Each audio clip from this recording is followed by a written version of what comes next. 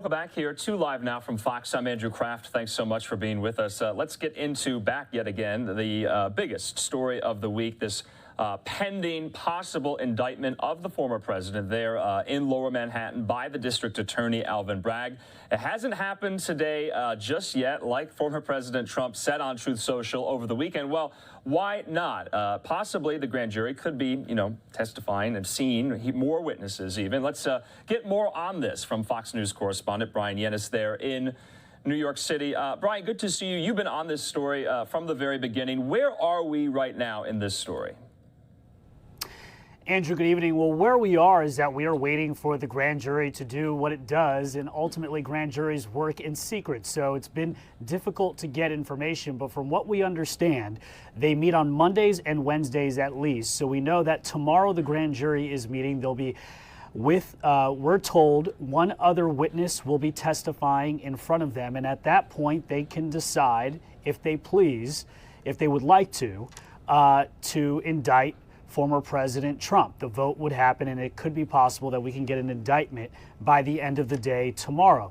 We're told by a law enforcement source that if an indictment does happen, we are looking at a possible arraignment next week. And that's because under this, not only the nature of the crime, a white-collar crime, but we're also dealing with the unprecedented nature of this, which is that it's a U.S. president, and the Secret Service will be taking a lead in this conversation about how he will surrender to the Manhattan DA. Now, as for former President Trump, we know one of his defense lawyers that is actually representing him in another lawsuit that's separate from this said today that the president feels like he will be vindicated with the facts and that he is, quote, not afraid of an indictment. And all of this as Manhattan's District Attorney Alvin Bragg is under a ton of pressure from Republicans. We know that the House Judiciary Committee Chair Jim Jordan and the Speaker of the House Kevin McCarthy have both characterizing this as a political witch hunt. And not only a witch hunt, but they're asking and demanding that Bragg come to Washington, D.C.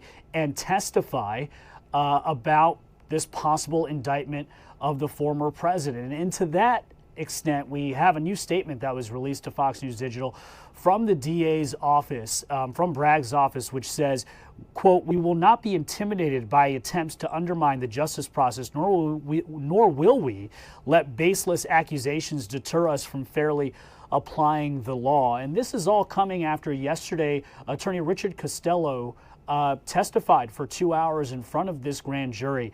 Costello was a former legal advisor of Michael Cohen's, who was the former personal attorney of Trump and is the star witness in this case.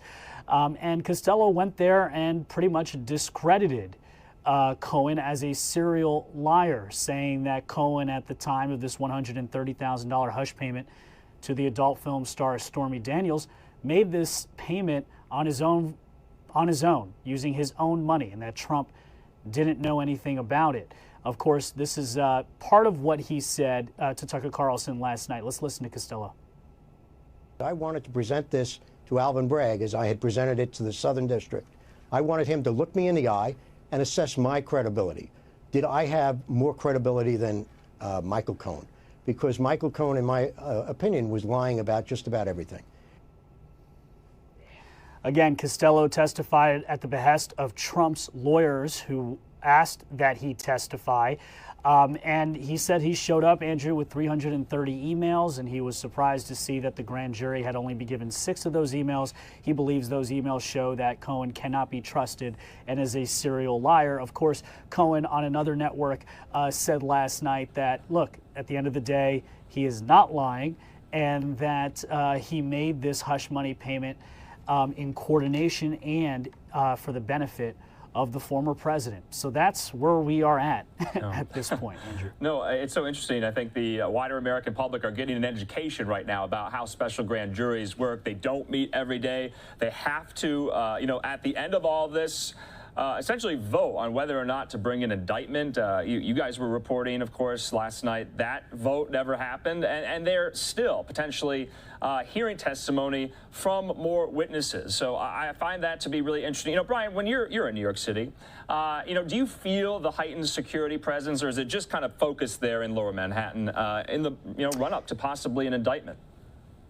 Yeah, no doubt. Look, there is a heightened security at two locations, Trump Tower here in Midtown Manhattan, where our studios are, and also at the Manhattan Criminal Courthouse at 100 Center Street in downtown Manhattan. We've seen over the last couple of days they have unloaded metal barriers to be put up whenever this arraignment happens. Again, this is completely unprecedented. You also have the former president who's called for protests. And again, because this is going to be a scheduled surrender, that does have its own issues in the sense that people presumably will know when this arraignment will happen, an exact date and time, and certainly a location. So you can understand why the Secret Service is working in conjunction with the FBI and the NYPD to try to not only protect the former president, but also to protect people on the streets. There could very well be demonstrations. We haven't really seen anything that is alarming or any kind of widespread or large demonstrations yet, but we shall see if this indictment happens.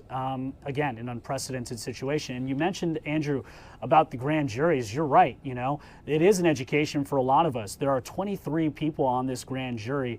It could be as little as 16 people, but most grand juries have 23 people, and that means you just need 12 people to vote to say, look, there's enough evidence for this case to move forward. And that's ultimately the question. And grand juries, they are run by prosecutors. And so prosecutors are the ones that have the discretion as to what these grand jurors see. Yeah. And that's why they always say that even a ham sandwich can be indicted, because the bar is fairly low in that sense. That's right. Brian Yennis, I feel like we'll be talking a lot more this week. We appreciate your report, and we'll talk again. Thanks so much. Thanks, Andrew.